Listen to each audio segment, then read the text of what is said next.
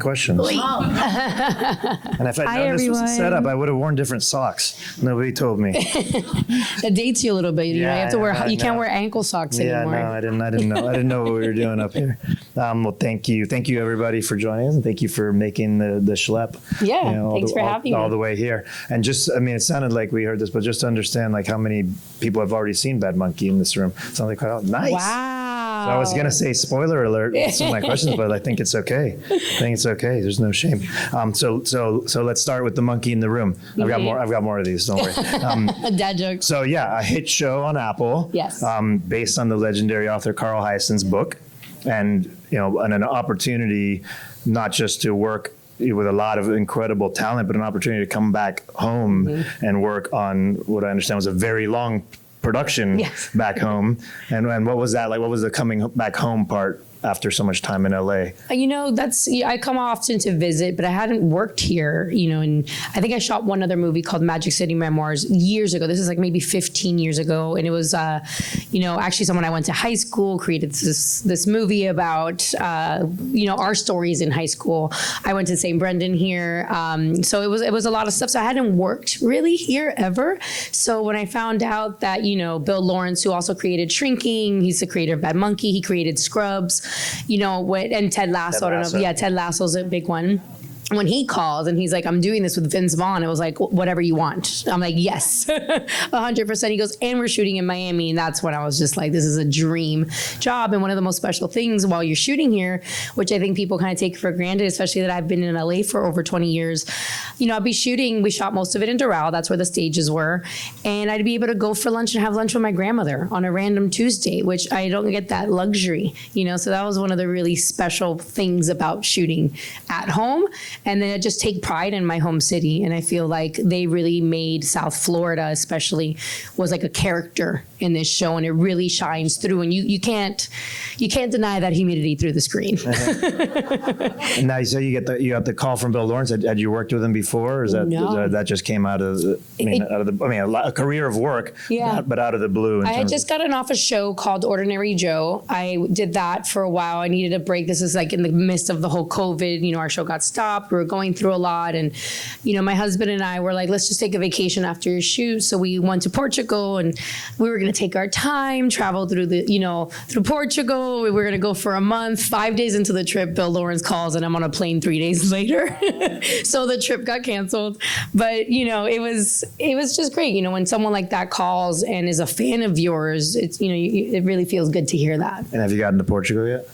I know. I did a couple days. We did like 5 days and had to leave. Right. So you touched on it a little bit already, but it's one of the things where you kind of have to be from here and the places where they shot to pick up on the differences of like what was actually shot in the show entirely set in Miami and the Keys. Yeah, the Keys. But Key Biscayne stood in for a lot more than in fact nothing in the story was set in Key Biscayne, right? No, but I thought it was so funny. I don't know if you guys saw this, but he was supposed to be, Vince Vaughn was supposed to be driving back from the Keys, and from like lower Key Keys Biscayne Bridge, and I'm like, things like that we can always see. But I don't know if you guys ever saw Dexter. That's shot in Miami, but it's in LA. And my husband and I get so mad. We're like, that's not our palm trees. Yeah. That's not like the vegetation's different. Yeah. Even with Griselda, like that's not Dayland Mall, it's not, you get, so when you can actually see things, like we even had key deers, we actually went to the Key and did it there, and the houses were there. But majority of the time, Key Biscayne was a lot. Like Crampton Park, we were there the entire time. That was like the houses. Anytime you saw the beach and it was supposed to be the Bahamas, it was your backyard.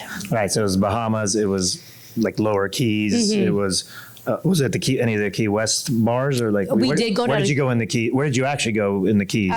Where was it? It was past. It was a Marathon that we were in. I think we were in Plantation or Marathon, and then Key West.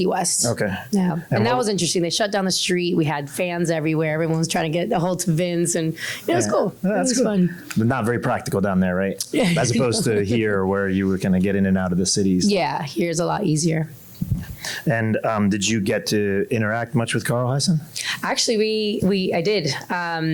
We got to meet in the premiere for the first time, and then last summer I shot a film in Dominican Republic, and we from the DR went to shoot in Vero Beach, where he lives. So I actually got to have lunch with him. We got to talk, and I got a couple of autographed books of Bad Monkey and Razor Girl, which is the part 2 kind of continuation of Yancey's storyline. And we did get greenlit for Bad Monkey season 2. I don't know if you guys know that. So they're starting a writer's room now. And do you know yet what your characters?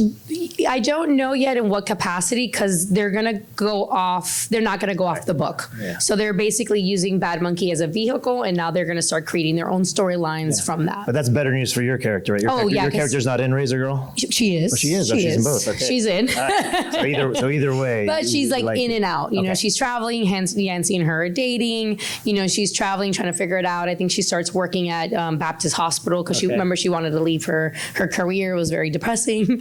So yeah, but she's in the second book, but we're going to kind of have original stories now to continue on with Bad Monkey. And as many genres as you've worked, well, sorry, one more thing on Carl Hyacin, because just to give praise to the show, because I think as prolific as he was, you know, hasn't been adapted that many times. And I think part of the challenge is the tone of his comedy. And I think what was accomplished in this show was something that was, you know, very authentic to that tone, as opposed to trying to like make it something else or make it goofier, or like they were able to like be on both sides of that in a way. Yeah, I think it was a really good fit. I think Bill Lawrence's tone is that exactly, you know, has that dry humor.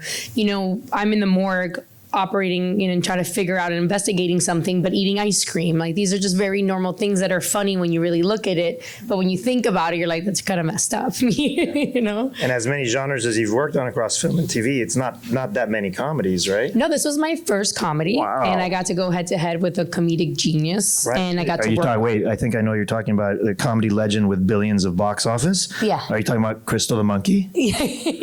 Star of The Hangover and Night at the Museum? I never got to meet the monkey. I never shot with a monkey. I think that's probably one regret from this show. And I wish I would have taken the time out to maybe go see her. But, you know, when you shoot a movie, if you don't see the person in scenes together, they usually don't see each other. Right. You know, unless they're doing table reads or maybe we're shooting those things that day. But yeah, I never got to be in the same room as her. Here she's a diva. Yeah, and the monkey's not really going out for drinks or dinner after. No. I imagine. And obviously the comedy legend you got to work with was Vince Vaughn. Yeah, and it was a little intimidating, you know. I mean, he is that big of a man. Like, he's 6'7". Towers, yeah. Yeah, he towers, and he's just really quick and witty. And I'll share you guys a fun story. I'm in the middle of a scene, and he's riffing with another actor, and I have the two actors go at it for like 4 lines, and then it's my line. And I just sat there and I was just watching them. And I was like, oh shit, my line. Okay, I completely forgot that I was actually working, and I was just so focused in watching this creative genius do his work. And it really comes out like that. And it's really impressive the way his brain works. You know, and he's a perfectionist. He takes his job very seriously. And he puts a lot of thought to it. So it's not like, oh, it just comes out, you know? Yeah, and I think part of what made the show work was having something that was like kind of natural to his talent in a way that returned to a form that a lot of his fans had seen, kind of being that motor mouth, kind of sharp-witted, funny character. Yeah, and on that, funny character. On that as well, I think why my character was received so well is because it was a very safe set, and a set that he allowed people to like just really do what they wanted to do. Everything was scripted, and then there was ad-libbing as well, and there's a little bit of improvisations. But with my character, you know, he wanted someone from Miami, and I'm, you know, Cuban American. I, you know, was born here, went to school here, so the mannerisms, the bros, the literary, the super, like all those little words that we all use, comes natural to me. So I think that's why it was kind of received so well, because you really see the authentic Miamian in me come through. Even with Ronald Pete, he's actually Bahamian. So he really stuck to kind of finding people who were true to the characters. And I think that's like a key thing, you know, the same thing with the script. The reason why the show looks so good is because he did it here in Miami. Yeah, and we kind of glossed over it at the beginning, but like, why was the production so long? I mean, I know the answer, but like, the extent of that production, I think multiple COVID kind of issues with in terms of delays and yeah, I mean, you have your things here and there. Honestly, I don't think it was any longer than like other things. I mean, when I did Ordinary Joe, that one was long because COVID was right in the middle of it. You know, like I remember leaving March 12th from Chicago and thinking the world was going to end. That was a different job. With this one, you know, we had a couple recasts, we had a couple of things because he wanted to get the story right. So they really took their time, and Apple really invested into it. And I think it shows with the quality of how it came out. Yeah, and I got to spend some time with Vince when he was here. I mean, I think if somebody had been like, we're going to do season 2 and it'll be in Miami, like he would have moved the family. He was so in love. He actually loved Miami. He kept asking me about the schools and asking me about what area to live in, and you know, all these things, and why don't I live here and why don't I move back? So he was a huge fan. You know, but I think also the humidity kind of scared some people. They weren't used to that. You know, I chose to wear my natural hair because fighting a blow dry was going to be hell. So you know, you're privy to some things, and I think that kind of scared some people off a little bit. Sure. But yeah, I think now season 2 will be shot in Los Angeles, but we'll have exteriors in Miami to kind of keep that feel. Which is kind of the way it's going to be till we get incentives here that can keep those kinds of, especially big productions like that, keep them. Yeah, I feel like we have such a beautiful landscape for so many different things, you know, and I think people have like a very narrow vision of what Miami or South Florida looks like, and it's really so much more than that. And I think this film got to show a lot of that, for one. And 2, we have such great stories here. I mean, we really are the melting pot of the world, and you can look any way, and you have someone from every country. You have people coming here to really making it from what Miami was, you know, 50, 60 years ago to what it is right now. It's really impressive, and just the stories that lie within building this city is really interesting. Yeah, I think that's part of the tension with getting proper production, in the sense that people are going to come here anyways, and people are going to find stories that come from here anyways, with or without those production incentives. As nice as it would be that those come to keep big productions here or to drop big productions here. But in terms of those stories, do you have like Miami stories that you want to tell? Oh, definitely. I mean, look, I grew up in a salon here. My mother, my grandfather started a salon, and we were 45 years in business. It was called Papas and Daughters. It was my grandfather and his 5 out of the 6 daughters. And in that alone, this is, again, my mother in the 80s, and you have all these stories. She cut Miami-Dade Police's hair, but she also cut some of the biggest drug dealers' hairs. And it was like the one place where you have like this huge drug dealer and the chief of Miami-Dade Police in the same room, but it's kind of like the watering hole where like we're all going to keep away from each other because we're getting our hair cut. So there's a lot of really cool stories like that, and just being part of, you know, the 80s. I mean, come on, 80s in Miami, there's stories and stories and stories for days, and in so many different facets of life. But there are 2 scripts that I'm looking for, and I always want to bring stuff back home, you know, and I'm motivated and I'm inspired by my hometown and my people and the people who we grew up with and the stories that we know. Great. And so that's something that in your 20 years, like you kind of have that pull to want to be able, or is it more recent that the pull to want to come always, back? Yeah. You know, and I think I'm very true to my Miami roots. I mean, my husband is from Miami, you know, and back home we all hang out with Miamians. Like, we kind of stick together. We have this like common bond and this like just, you know, commonality of how we grew up. And I think people in Miami grew up way differently than anywhere else. But it's always been interesting. It's always been nice to come back home. Like, I don't leave Miami and be like, I'm never coming back. I just went to find myself as this young adult and figure out what my path in life was going to be. But I'm always coming back home. I'm one of, you know, 20 immediate family members right now that still live here. And I'm talking about immediate. My mother's, you know, 5 sisters, my grandparents, you know, I'm one of 10 grandchildren. There's a lot still here. My best friend is here, who's like my sister, second row right there. That's Monica. I actually wouldn't be here if it wasn't for her. That was the common view. I didn't know about this. So I'm really happy. And for those that don't know, what was it that started your career and took you to LA? Like, what was there? Was there a... My career was actually found in Burdines. Do you guys remember Burdines? My mother in the salon, I worked there on Saturdays, blow drying hair without a license. And I would do like my friends' hairs and stuff. And my mom was always kind of that closet stage mom. I think she wanted to do things, but she was the oldest of 6 and had to work. So she found out that they were doing a model search for Jennifer Lopez's clothing line. And they were going to go to like different malls, 6 different cities across the US. And they were going to Burdines. And my mom's like, can you please go? Can you please go? And I wanted nothing to do it. I worked at I worked at Mercy because I wanted to become a neonatal nurse. That's like was my projected life.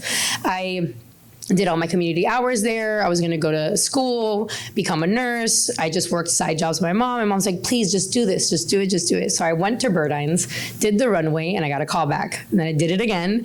And then they flew me to New York, and I won out of 6,000 girls nationwide to be the face of JLo. And that kind of started the name. So it was Natalie Martinez, the face of JLo for different magazines. That took me to LA for a modeling job. And then from there, they started giving me scripts and, you know, try to act, and here I am. And did you? I mean, that's the beautiful thing about life. You know, you just kind of go with it. The moment you surrender and let the kind of universe take you, and it takes you somewhere. And before that, was acting a thing that was even in your head? No, nothing. And at what point in that, because you know the acting was the end of that story, at what point were you like, oh, that's what I want to do? I actually didn't want to do it even when I was trying to do it. I started off modeling and I tried acting. Now, I didn't grow up. It was a very hard transition because to act, you have to be vulnerable. And that was a very hard thing for me. I grew up very tough. You know, I was a latchkey kid. I always took care of myself. And when you put in a room and everyone's staring at you like you guys are right now, I was very, very uncomfortable in the beginning. I remember my lips would quiver and I'm like, you know what? I don't want to do this. This is like too much. I don't need to do this. I was actually going to come back home and go back to school. I told myself I was going to go to LA, and if by 21 I didn't have a career or I didn't have a job or something, I'll go back home and go to school. But at least give myself to 21 to actually find myself. And I actually quit. I quit everything. I quit modeling. I didn't want to kind of be in that world anymore. And I had gone to a few auditions. It wasn't my vibe. I was about to go home, and my ex-modeling booker called me, and he's like, hey, there's this audition. I think you should go to it. I was like, I've shut this door. I'm out. You know, I'm going to go back to Miami. He's like, well, then you have nothing to lose. Like, just go. So like my mother, just go. I went on you know, his instinct for me to go to this audition, and I booked that role. And that was with Fashion House with Bo Derek and Morgan Fairchild. And I did 65 episodes of television in 65 days. So at that moment, it was kind of like a crash course in acting. I'd never been to acting school. I never wanted to. I didn't know anybody who was an actor in the arts. You know, this was really just me winging it. And I kind of found myself in that. And now I can't imagine doing anything else. And was it really by the end of that you were hooked? Yeah. I think midway, like after like a couple, you know, scenes and stuff. And then it's kind of a funny thing because once you lend yourself to it, you really have so much room to grow and so much room to just kind of express. And I didn't realize, I think that's what I needed in my life. Yeah. So I kind of, it saved me really, because I felt like it was certain ways where I was a little bit lost when I was younger, and it's really given me a voice, and it's given me this livelihood that I'm so grateful for, and it's given me this opportunity to, you know, either motivate or speak for or be in a position that I can tell stories and just, you know, exist. Right. So jumping back to you know, the film you mentioned the other. Yeah, tell us about that experience. We grew up in a time, you know, I had. And for reference, now we're talking about a movie with a budget that was probably a week of catering at Bad Monkey. Yeah. Maybe? Yeah, no, definitely. It was a friend of mine who went to school. He wrote this project. Another friend produced it, and it's about our story. I had 8 kids in my graduating class pass away. So it's kind of like, you know, we always have a lot of these car accidents, especially going out to the beach and kids, you know, kind of passing out on the road, or, you know, there's a lot of drinking and driving involved, and a lot of the accidents happened through that, drug use as well when we were kids. And I remember a mother standing up in, I think we showcased it at Miami Film Festival, and she stood up and she's like, I took my kids to private school thinking that I would help them and save them. And in fact, we were the ones probably providing all the drugs.